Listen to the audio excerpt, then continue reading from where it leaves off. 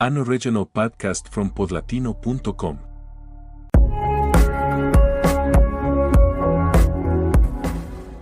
When I look down at a pair of sneakers, I see more than shoes. I see history, identity, rebellion, and aspiration stitched into leather and rubber. Sneakers began as simple tools built for athletes who needed support and grip. But over the past century, they have evolved into cultural icons, coveted collectibles, and billion-dollar fashion statements.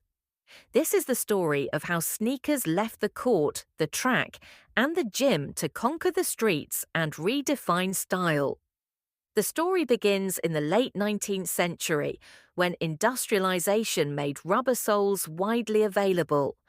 Companies like the US Rubber Company created canvas shoes with vulcanized rubber bottoms, marketed as plimsolls. They were light, flexible, and ideal for leisure activities. By the early 20th century, these shoes were being promoted for sports. In 1917, Converse introduced the All-Star, a high-top basketball shoe that would soon become legendary.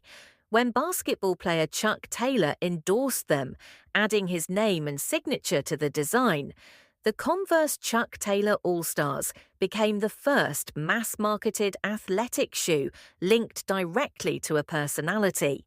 Through the mid-20th century, sneakers were tied to function.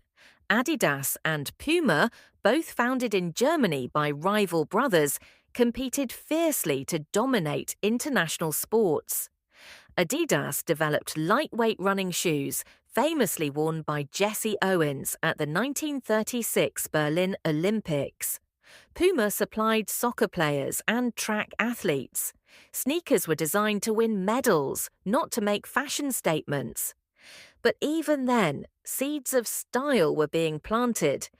By the 1970s, sneakers were stepping off the field and into everyday life. Jogging became a cultural craze in the United States, and brands like Nike capitalized. Founded in Oregon, Nike introduced running shoes that combined comfort, innovation, and marketing savvy. The waffle sole, created by co-founder Bill Bowerman using a household waffle iron, gave runners better traction and symbolized the creative spirit that would drive the brand. The true revolution came in the 1980s. Basketball exploded in popularity, and Nike signed a rookie named Michael Jordan. The release of the Air Jordan 1 in 1985 changed everything. The NBA tried to ban the shoes for breaking uniform rules, but Nike turned the ban into marketing gold, portraying Jordan as a rebel who defied authority. Suddenly, sneakers were not just for playing, they were for identity, status, and attitude. Kids lined up to buy Jordans, and sneaker culture was born. Adidas also left its mark with hip-hop. In New York, the group Run DMC wore Adidas Superstar shoes without laces, making them part of street style. Their song My Adidas turned footwear into music, and Adidas rewarded them with one of the first major endorsement deals between a sports brand and a musical group. Sneakers were no longer confined to gyms, they belonged to culture itself. From that point on, sneakers became a canvas for creativity. Limited editions, bold colors, and collaborations with athletes, musicians, and artists turned shoes into collectibles. Nike released Air Max models with visible air cushioning. Reebok launched the Pump with inflatable chambers. Vans became synonymous with skateboarding culture in California. Each subculture claimed its sneakers, transforming them into symbols of belonging. The 1990s and 2000s deepened this connection. Sneakers crossed over into luxury. Brands like Prada and Balenciaga began designing high-end versions. Collaborations with artists like Kanye West and Pharrell Williams blurred the lines between fashion, art, and sportswear. The resale market exploded, with sneakerheads lining up for drops and trading rare editions for thousands of dollars. Sneakers became both currency and identity, but the rise of sneaker culture also brought contradictions. While sneakers symbolized freedom and self-expression, they were also tied to mass production, sweatshops, and environmental costs.